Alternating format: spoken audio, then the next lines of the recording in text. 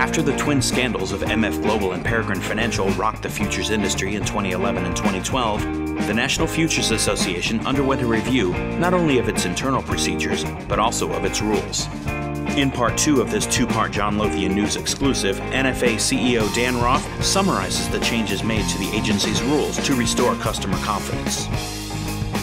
We sat down with CME, ICE, Kansas City, and Minneapolis and tried to get all the SROs in a room and start talking about the rule changes that we wanted to make. I think my own view is that the most important rule change that we made and the most effective rule change that we made, they were all good, but the one I like best has to do with the daily confirmation of seg balances. So that now we currently confirm every seg balance from every depository every day. We get a report from the FCMs daily saying this is how much they're holding in segregated funds and where they're holding that. And that same day, we'll get a confirmation from the bank, from the clearing firm, from the clearing FCM, or from the clearing house, confirming that balance so that we know every day if there's any kind of discrepancy between what the FCM is telling us and what those depositories are telling us. That was a huge step forward, I think, in customer protection. We do an automated review to note any sort of discrepancies, but there's also human eyeballs looking at it as well. And sometimes there'll be a minute discrepancy just because of timing differences. The bank confirmation may be of a different hour than the FCM's report. But if it's off by more than a minute amount, someone's on the phone immediately to find out why. So I think that's been a huge step forward.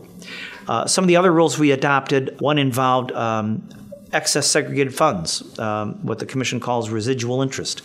And our rule was really focused on was responsive to the MF Global situation. And we wanted to make sure that if any FCM drew down their excess seg by more than 25% in one day, that two things had to happen. Number one, the SRO had to be notified immediately. And number two, we wanted a principal of that firm to certify to us in writing that they were aware of the drawdown and that they can certify to NFA and their SRO that the firm was in compliance with all of their segregation requirements. We didn't want to have a repeat of the situation in which after the seg money was missing, the principals of the firm shrug and say, well, I didn't know. That's not going to happen. So if there's any drawdown in excess seg of a significant size, A, we got to know about it, and B, someone who's a principal at that firm is certifying to us that they authorized the withdrawal and that the firm is in seg compliance. One other rule change that we made was also sort of a response to MF Global. We wanted to make sure that customers didn't have to look through footnotes of financial statements to find out certain basic information about the financial condition of their FCM, including how segregated funds are being invested. So right now we have all FCMs are required to file an array of financial information to NFA.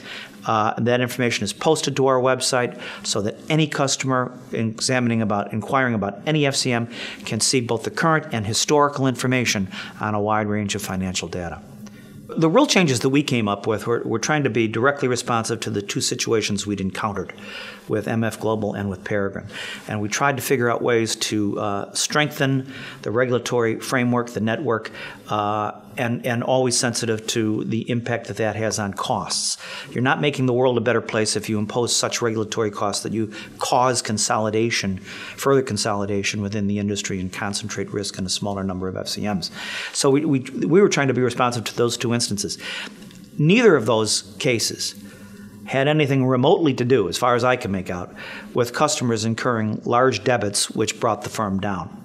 So the residual interest rule of the commissions, as far as the target range and so forth, I'm sure the commission had other concerns, but it had nothing to do, as far as I can make out, with either MF Global or with Peregrine.